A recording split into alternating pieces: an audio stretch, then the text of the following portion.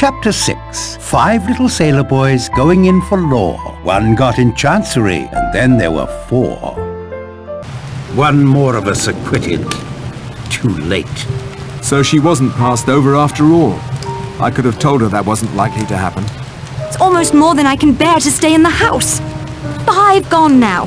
5 lying in their rooms under those sheets. Cold. Forever cold now. Steady on, Vera. We can't lose our grip now. Bleak House by Charles Dickens is a scathing indictment of the Chancery Court. Until it was merged with the common law courts in 1873, at its worst, cases of estates and inheritances could carry on for the entire lifetimes of those involved. To get caught in Chancery Court literally might have meant one could die there. I can't help but feel that Mr. Owen has that particular fate reserved for me. My time would appear to have come. Miss Brent refused protection. At least what mortal hands could provide. Will you, Judge? Not at all. I welcome it. My days on this earth may be few at this point. All the more reason I relish every one. But it was the participants in the cases whom the Chancery Court often crushed, not the judges. An interesting point, Miss Claythorne. I'll certainly have to think that over. There is another point I'd like to make. There usually is. One of us is a murderer. Everything must be done to safeguard the 4 of us who are innocent. Mr. Lombard, you have a gun. I'll be damned if I'll give up my revolver. Happily, there are enough of us still alive to force the issue if necessary. Oh, very well then, since you've got it all taped out. It's in the drawer of the table by my bed. I'll get it. I'll just keep you company if you don't mind. How are you holding up, Vera? I'll be fine as soon as Philip returns. Any idea why Miss Brent might have gone to the apiary? Even with her belief in divine intervention on her behalf, I don't see her going there of her own free will. A pleasure as always, Miss Claythorne.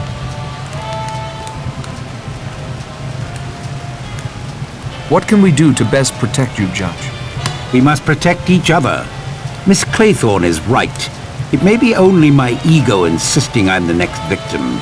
Even if I am, Owen is running out of time. Your brother is certain to raise the alarm if you don't return tomorrow. That means a boat, weather providing. Owen still has much to accomplish before then. If I'm guarded, he may well pass me over. Perhaps drop his little rhyming schemes entirely. The innocent among us are all equally at risk. What's your opinion about how Miss Brent got to the apiary? That one point has been worrying me like a bit of beef stuck between my teeth.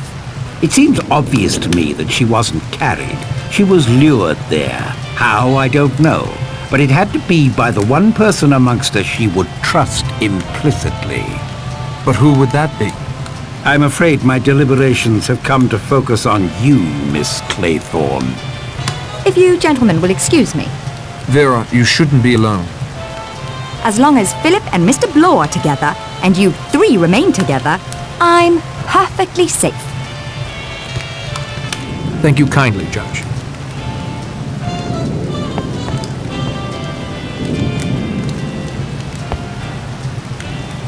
How are you holding up, Doctor?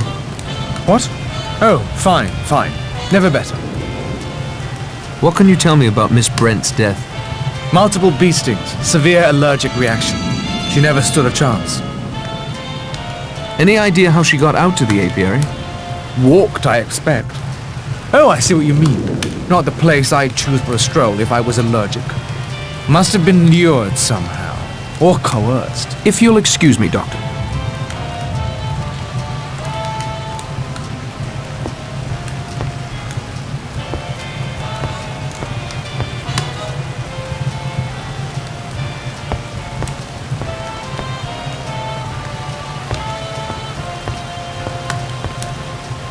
Snooker, Doctor? I'm not sure I could give you much of a game. Hands were a little shaky. But I'll try if you like. Excellent. It was in that table, I tell you. I'm going to search you whether you like it or not. You fool! Can't you see the lock's been forced? Narracott, will you help me search him? I won't resist.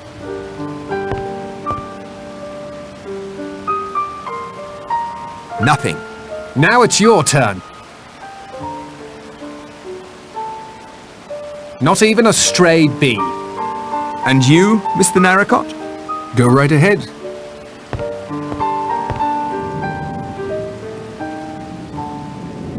Nothing.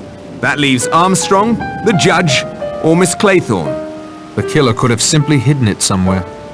I'm gonna search everyone anyway, and if it's hidden, I'll find it. And I'm starting in here, if Mr. Lombard has no objections. Help yourself. Try not to make too much of a mess. There's no Rogers anymore to clean up.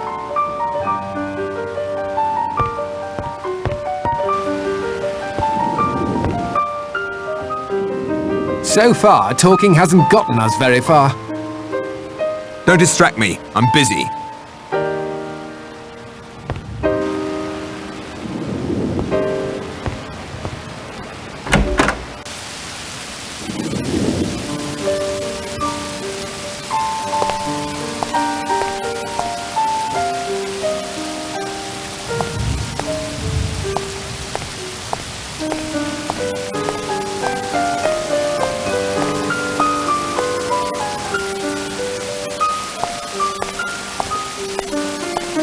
I'll talk with you some more later. I promise.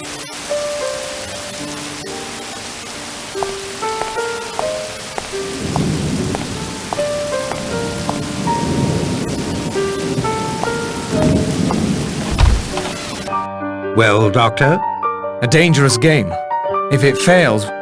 Ah, Mr. Narracott. Any luck finding the revolver? None. Mr. Blore has searched us, and I heard Miss Claythorne yelling at him to watch his hands earlier, so I suspect she's been searched as well. The murderer has had plenty of time to devise a hiding place. I don't fancy it will be easily found. If you'll excuse us, we'll continue our game.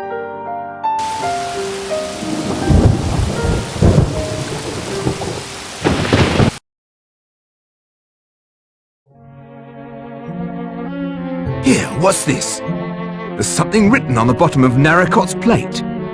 Solidamide. Solidamide? My dear sir, that is a deadly poison. Owen has undoubtedly poisoned you. Is there an antidote? Yes, turpentine oil, but I have none in my bag. I don't feel anything yet. How long do I have?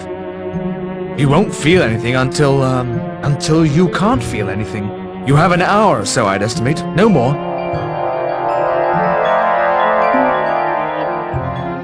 I say, turpentine oil can be found in Bellman's Universal Embrocation, a patent medicine for rheumatism and minor aches and pains. I never prescribe it. It can cause a nasty rash if over-applied. But there may be some in the house. Beastly night again. I can't see why anyone would want to build a house here. With war coming on, it may be useful as a coastal watch post.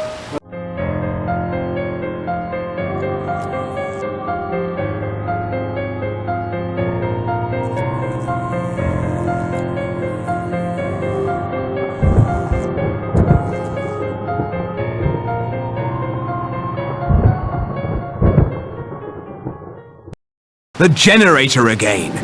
No one's going out in that squall to repair it this time. Obviously, the waiting is over. Mr. Owen has made his next move. We mustn't let our guards down. Only one of us can be alone. The rest must always stay together until that person returns. May I claim that privilege, Judge? I'd like to go get my wrap. Of course, my dear, but don't be long. I shan't.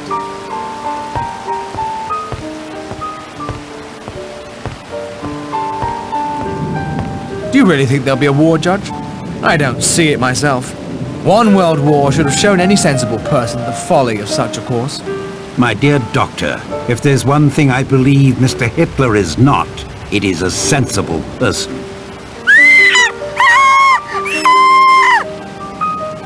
That was Vera screaming. I think it was coming from her bedroom.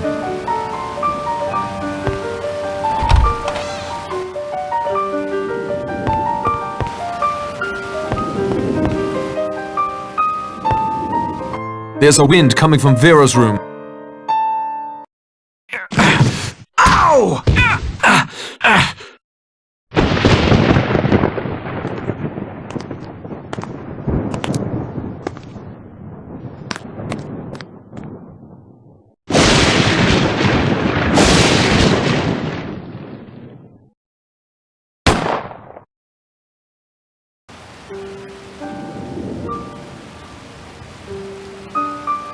That sounded like it came from the dining room.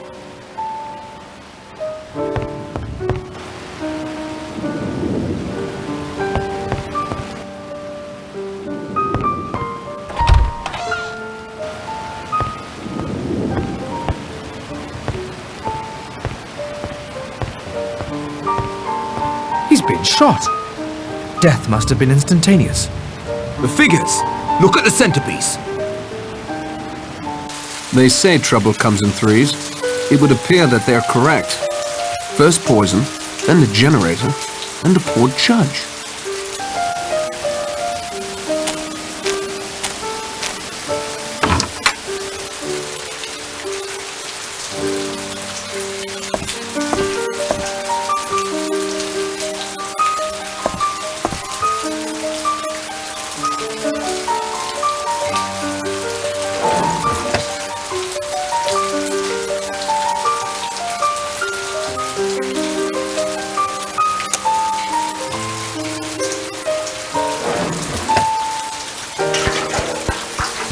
The petrol tank is now full.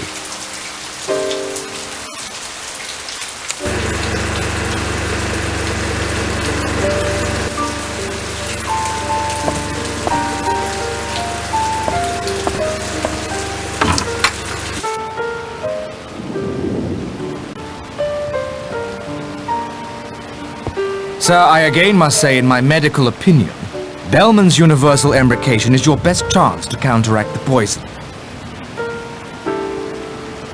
Narracott, leave the investigation to me right now and find yourself an antidote.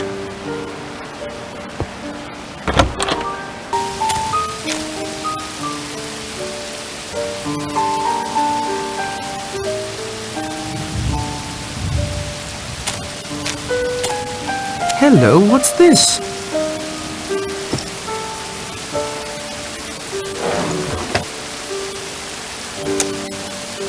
Nothing else to see about that.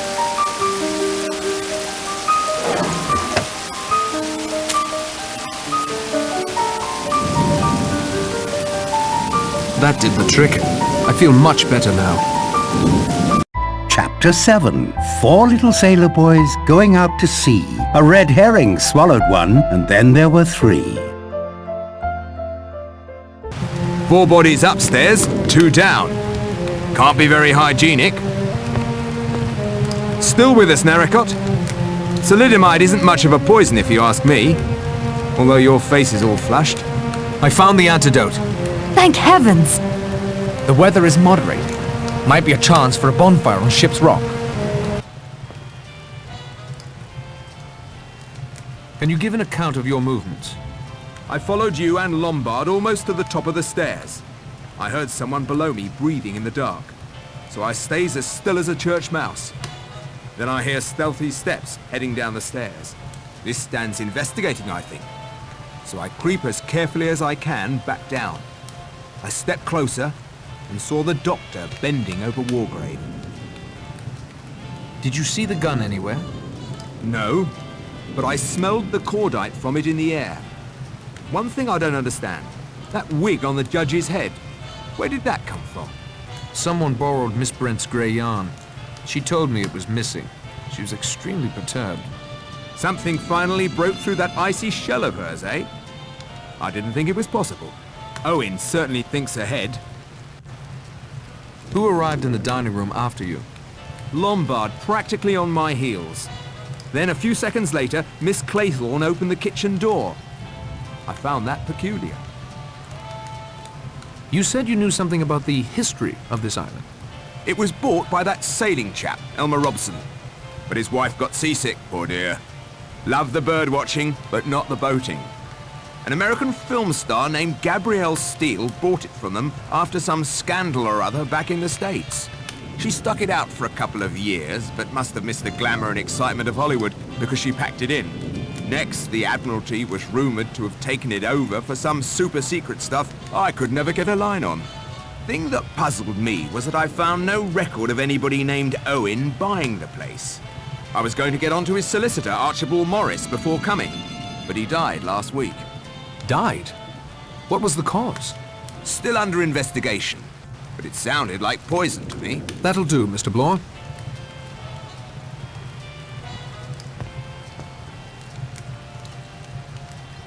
cause of death was a bullet? Yes, directly in the center of his forehead. Never had a chance. Can you give an account of your movements? When we heard Miss Claythorne scream, I naturally went with the rest to investigate. I thought the judge was right behind me. I stood there for a moment, wondering whether I should go up or down. While I was there, I heard the shot. I made my way back to the dining room. He was quite dead. Did you see the gun? No. Who arrived in the dining room after you? Mr. Blore, I believe. Yes, then Lombard, and finally Miss Claythorne. From the kitchen. I didn't understand that. Good evening, Doctor. What happened after you went upstairs? I went to my room, opened the door. A gust of wind blew my candle out. I tried to move toward the French doors to close them when it felt like a hand on my face. Cold, clammy, smelling of the sea. I thought of Cyril, floating down through the green depths. Oh, Vera. I screamed and ran, stumbling in the dark. I found myself at the service hallway, heard running behind me and rushed in there. Then I made my way down the back stairs every time there was a flash of lightning. There was a shot while I was on the stairs. I went through the kitchen to the dining room. I was the last to arrive. The clammy hand was seaweed hanging from a line. I had a look inside after we, made the judge comfortable. Just a length of seaweed. Well, whoever strung it up, combined with the generator failing, made a neat diversion designed to separate us. Did you see the gun anywhere? No, I'm sorry.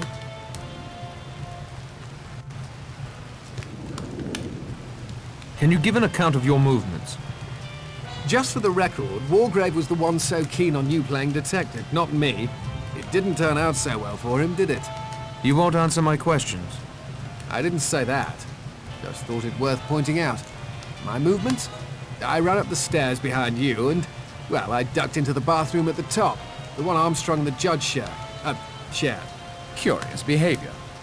It occurred to me that Vera's scream was meant to be a diversion. I wanted to see what everyone would do.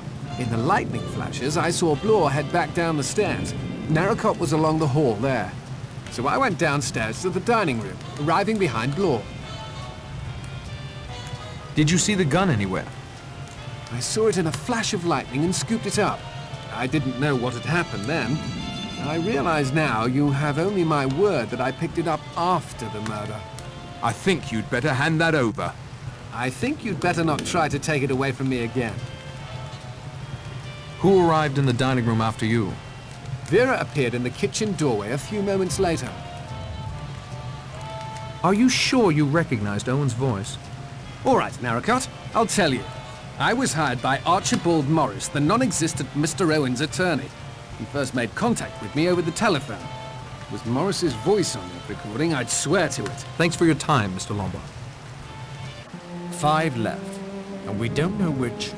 I know. I haven't the least doubt. I suppose I do know, really. I think I've got a pretty good idea now. I haven't a clue. I don't know about the rest of you lot, but I'm going to go to my room and lock myself in until daylight. Sound plan. I agree. But Patrick doesn't have a room. Plenty of them about, if he doesn't mind sharing. 5 bullets are plenty. Oh, Hugo. I'm so sorry. Self-righteous, smug old hypocrite. Letting Narracott play his detective games with a real professional on the case. He got no more than he deserved.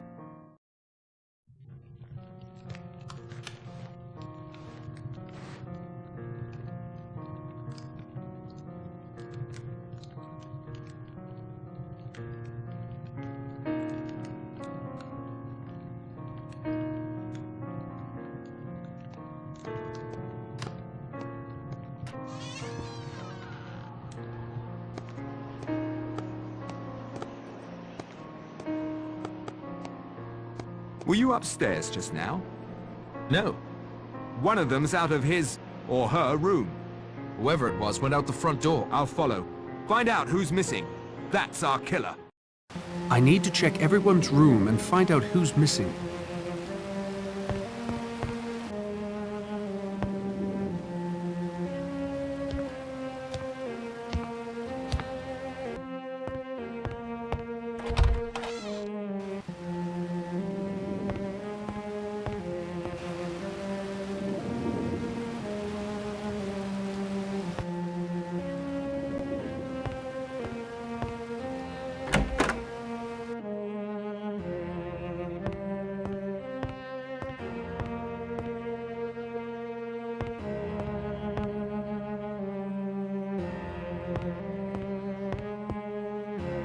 Who's there?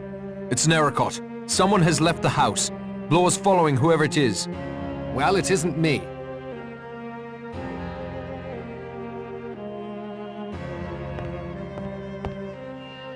Who is it? What's the matter? It's Patrick.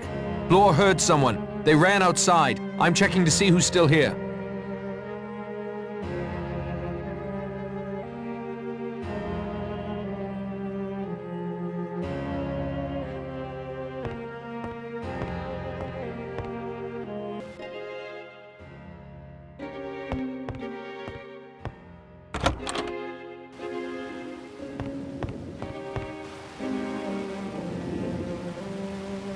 Wargrave's body is missing.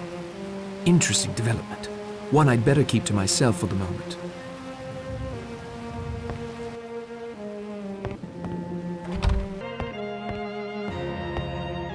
Stay back!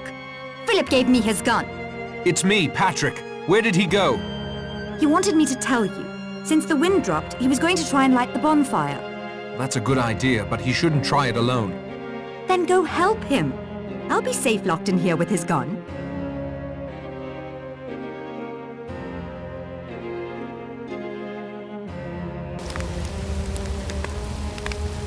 That's quite a signal fire. Someone should be able to see it.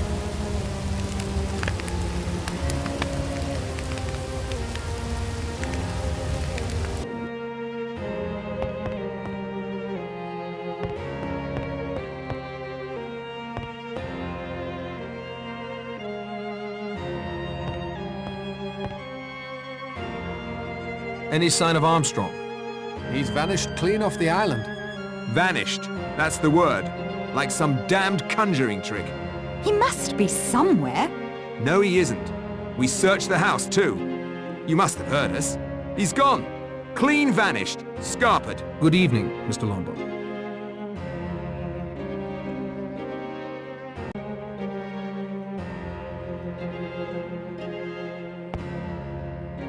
Did you find Armstrong?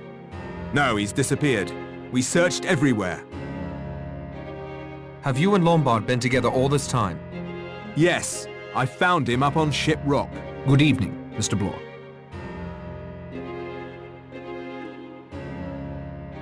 Did you stay in your room the entire time? Yes, I'm not a complete fool.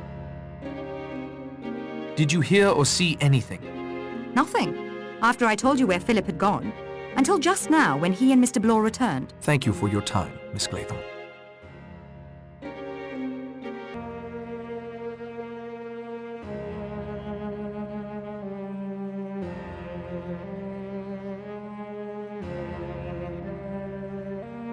What did you do before Blor found you? Crept along the balcony to Vera's window and gave her my gun. Very generous. Then I went up onto Ship Rock. I set the bonfire ablaze, but someone will have to keep an eye on it throughout the night. Thank you, Lombard. Have you looked in the dining room? No. What is it? What is it now? Only 3 sailor boys are left. Chapter 8. 3 little sailor boys walking in the zoo. A big bear hugged one, and then there were 2. 3 little sailor boys walking in the zoo. I've been all over this island more than once, and I've yet to see a bear. We should stay together in one room. I still have the gun. Wouldn't we be safe then? Possibly. Provided you aren't Owen. We can't.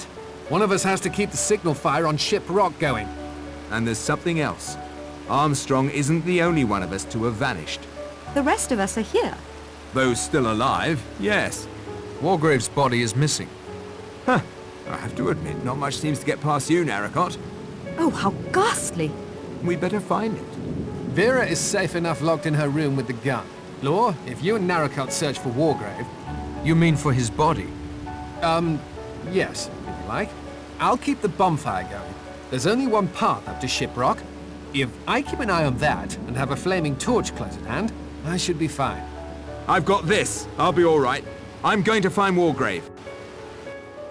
Would you gentlemen mind escorting me to my room? My pleasure. Fine, Lombard. I'll start looking for Wargrave, too. Oh, Patrick.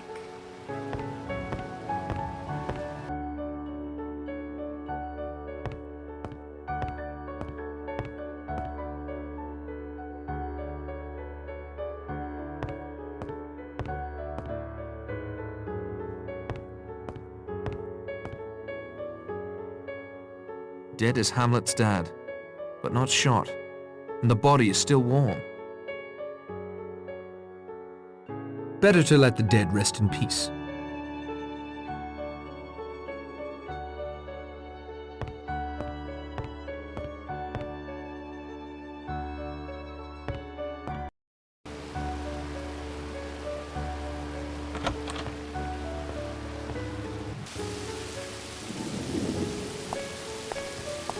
Blore. Looks like his head is caved in. What is it? I heard a cry. It's Blore. His head's been smashed in by a marble clock in the shape of a bear. Oh, but there was one on my... Wait there a moment.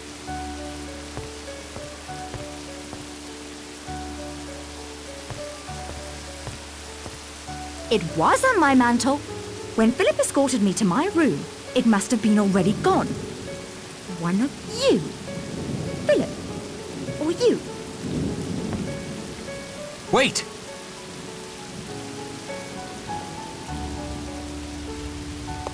The body was thoroughly searched. No need to disturb it now.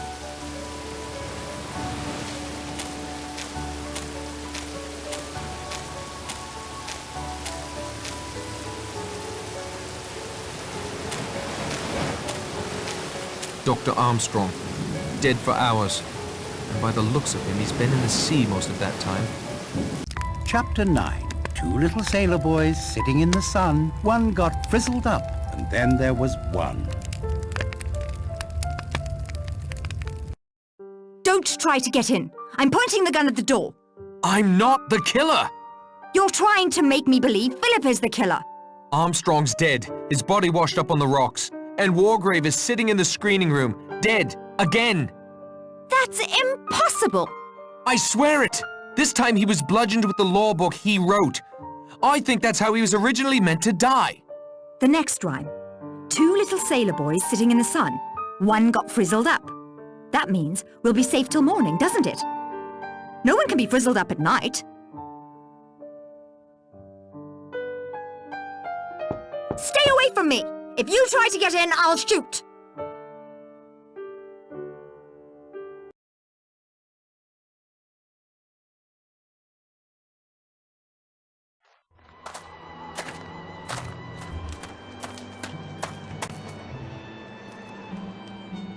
Too late. I'm sorry, Lombard. You may have left those men to die, but Owen had no right to be your executioner.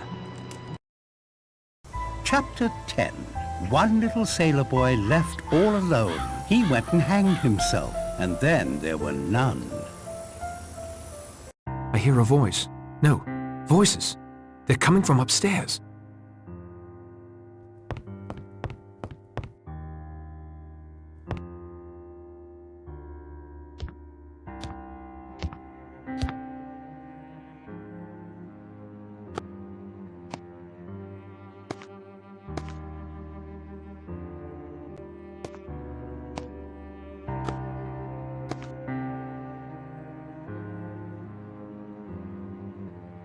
But I don't understand. How can you be here? How could you get into my room so easily? I've always had a duplicate set of keys, Miss Claythorne, as a former and actually the current owner of this house. You own this house? I have for several years. I saw to it that Emily Brent died 2 weeks ago. I took her place for the weekend. My finest performance, I think. Worthy of the Oscar the Academy always refused me. But the bee stings! Hurt like hell and did nothing for my complexion, but Emily Brent was allergic, not me. It's my apiary after all. Who are you? My name is Gabrielle Steele. You've seen my posters in the screening room. The actress. Some scandal in Hollywood. Scandal? Well, I guess if you call trying to kill your leading man a scandal, yes, it was. My final picture, Last of the Borgias, something happened. Lillian Borgia, the character I portrayed. One day on the set, suddenly she was inside my head. She wormed her way in. That's the only way I can think to explain it. Telling me to do things. Showing me how. They called it a breakdown. I now like to think of it as a meeting of two minds. But why this elaborate plot? Why kill all these people? Why? Wargrave, of course. He was absolutely right. He was the central character in our little drama. The Edward Seaton trial? Yes, Edward Seaton. My love. My life. We met some years ago when I first came to London to star in a play in the West End. Then, after the incident in Hollywood, I came back to England to rest. They wanted me to rest. Edward and I fell in love. I cannot describe to you the depth of our love. You wouldn't understand. I've seen how you flirted with Lombard and Narracott, playing them off against one another. Did I? I was frightened and confused. I suppose that's as good an explanation as any. I was never confused. Edward was an innocent man railroaded by that venomous old judge simply to prove a point. That it was his courtroom, his law. 3 days Edward suffered. He couldn't bear the shame or what it would do to me. He killed himself for me. I wanted Wargrave to suffer those 3 days, watching as death approached, powerless to prevent it. But why the rest of us? I met Miss Brent at a resort soon after I arrived in England. Hateful old hag. I think I caught her qualities quite nicely. I heard how she had punished Beatrice Taylor for her so-called sin. Drove her to take her own life, just as Wargrave had driven Edward to suicide. I wanted to extend Wargrave's torture for 3 excruciating days. What better way than to make him watch others die? Crimes committed under his very nose. Deaths he was helpless to prevent. How his ego must have been scraped raw. You researched? Found us all? Others who had apparently escaped justice, like Miss Brent, with the help of my attorney, Archibald Morris. How could he agree to help with such a mad plan? Mad? Madmen kill for no reason, no sense of justice at all. I only killed those who deserved to die. And Morris was a perfect little lawyer, asking no questions as long as the money was good. He'd been responsible for a few miscarriages of justice on his own, so killing him was not a serious moral dilemma. Then the stage was set. We arrived on my island, and the play began. The trickiest part was goading Armstrong into getting so drunk he wouldn't notice the imperceptible pulse that remained after I took the curare. A few bee stings, and then a liberal application of Bellman's universal embrocation to complete the effect. It causes a nasty rash. He saw what he expected to see, a severe allergic reaction that can only result in death. You killed the judge twice. Hardly. The first time was some fool scheme he cooked up on his own with Armstrong, so he could pretend to be dead and catch Mr. Owen. I admit stealing Miss Brent's grey yarn and fashioning a wig from it was a nice touch. I was so angry. I couldn't think who had done it or why. I thought braining him with his own law book would be enough to fit the Chancery rhyme. If you shoot me, you'll be arrested. Patrick will catch you. I'll deal with Mr. Narracott presently. Then I'll take poison. This ring I wear is a prop from the Borgia movie. Came in very handy this weekend. First for Marston, then Ethel, then my own curare. And now, here we are. Once I'm dead, you can hang yourself and complete the rhyme. And if I refuse to hang myself? My dear, what do you think will happen to you if you're the only person found alive on an island with 10 dead bodies? If you don't hang yourself, the law most certainly will. Patrick! You killed her, Narracott.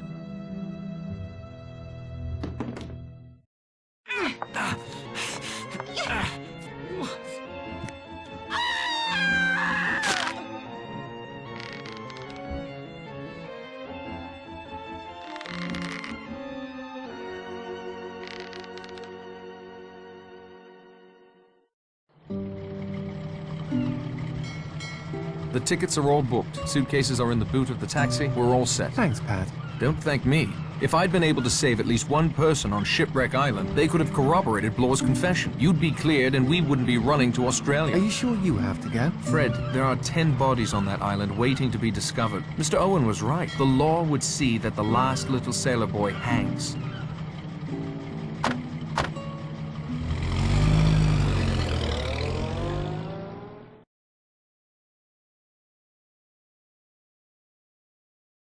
Here we are. Once I'm dead, you can hang yourself and complete the rhyme. And if I refuse to hang myself? My dear, what do you think will happen to you if you're the only person found alive on an island with 10 dead bodies? If you don't hang yourself, the law most certainly will. Patrick!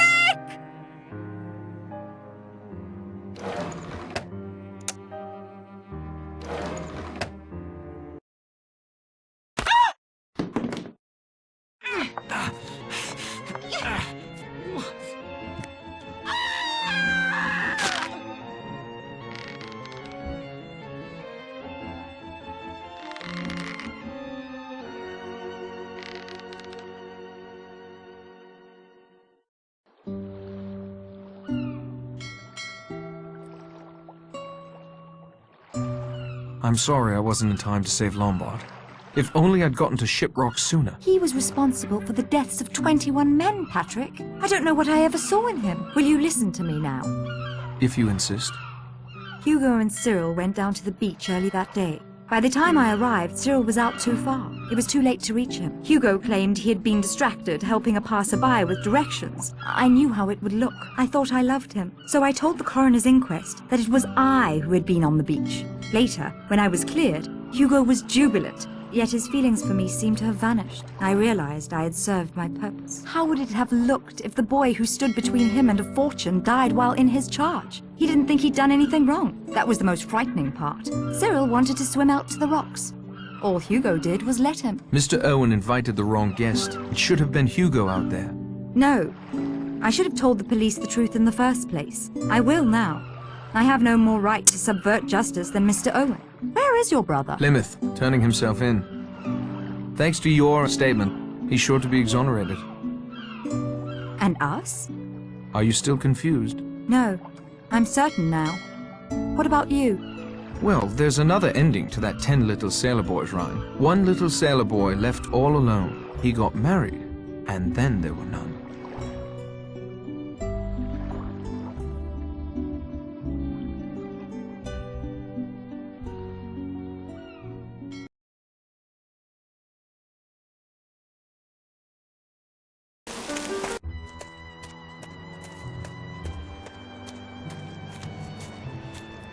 No tricks, Narracott, or I'll light you up like Guy Fawkes. Lombard, listen to me. Blore is dead. Armstrong's dead. So is Wargrave. You're next. You have to be. That may be your plan, but it won't work. There's no way Owen can approach you without being seen. Correct? As we're proving right now. So it must be some sort of trap. Already set before you came up here. What sort of trap? The rhyme. 2 little sailor boys sitting in the sun. One got frizzled up. The only thing approaching the sun on this island right now is that fire. Get away from it.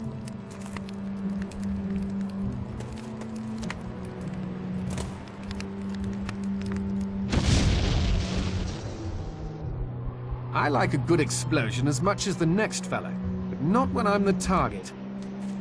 I owe you an apology, Narracott, and my thanks for saving my life.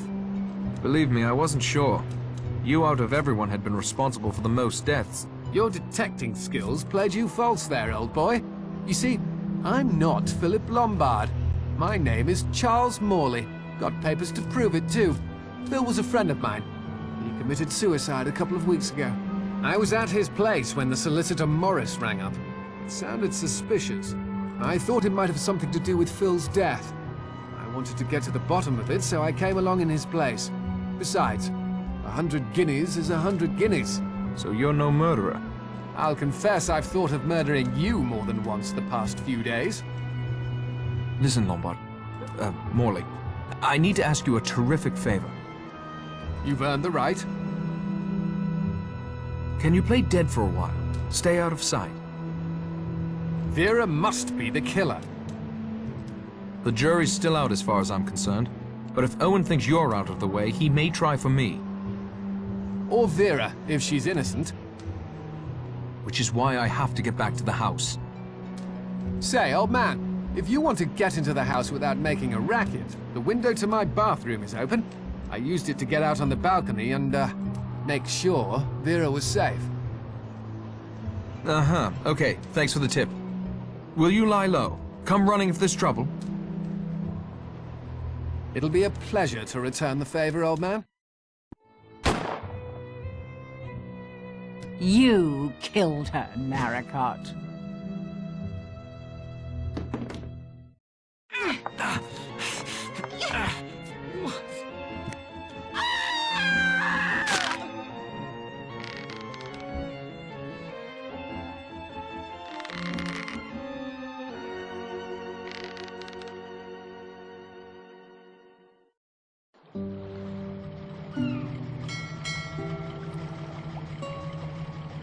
Thanks for writing that statement, Lombard.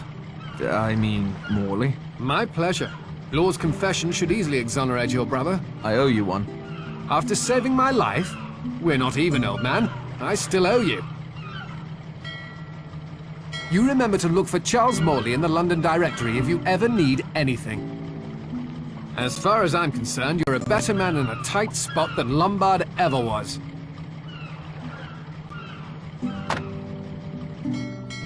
So long. This little sailor boy isn't going near the sea for a long time to come.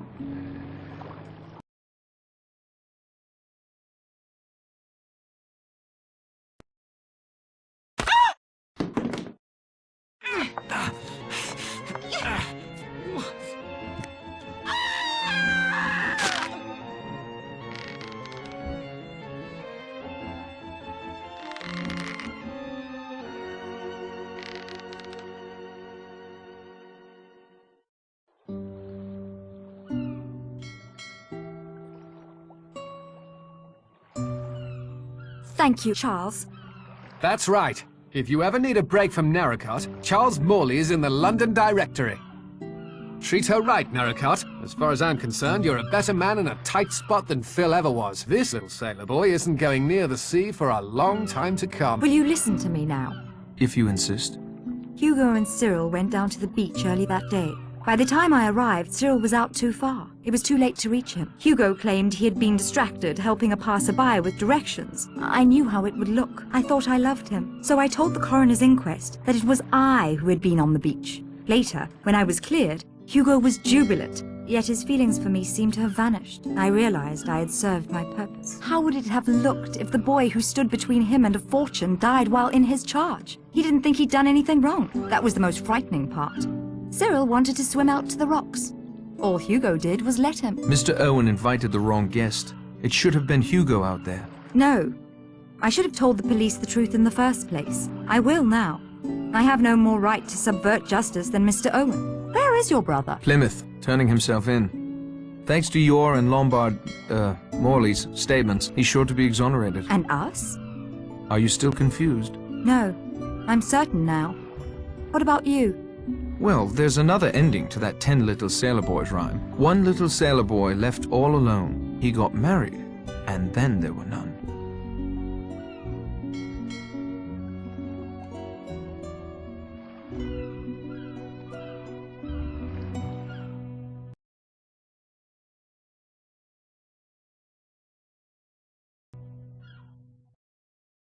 Silence, please. I have prepared a special reward for you. The original ending to our little story is somewhat different than the one you have just experienced. If you can complete a final puzzle, childishly simple really, you will be able to learn the original solution to "And Then There Were None," as Dame Agatha Christie first wrote it. Interested? Then your first step is to make your way to the dining room for a final treat.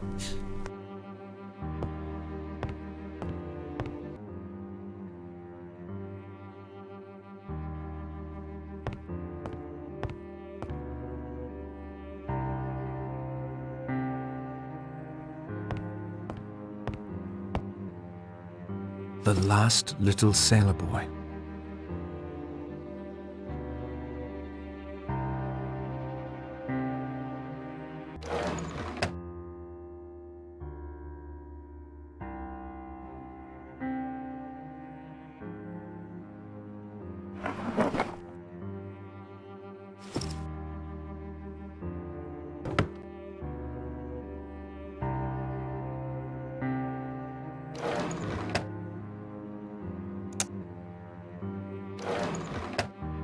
film has been spooled. From my earliest youth, I realized that my nature was a mass of contradictions. I have an incurably romantic imagination, and it was for this reason that I adopted a rather childish and unreliable approach, writing my confession, enclosing it in a bottle, and casting it into the waves. There is 100 to 1 chance that this confession may be found, and then a hitherto unsolved murder mystery will be explained. Another trait born of my contradictory nature is my sadistic delight in causing death. From an early age, I knew very strongly the lust to kill.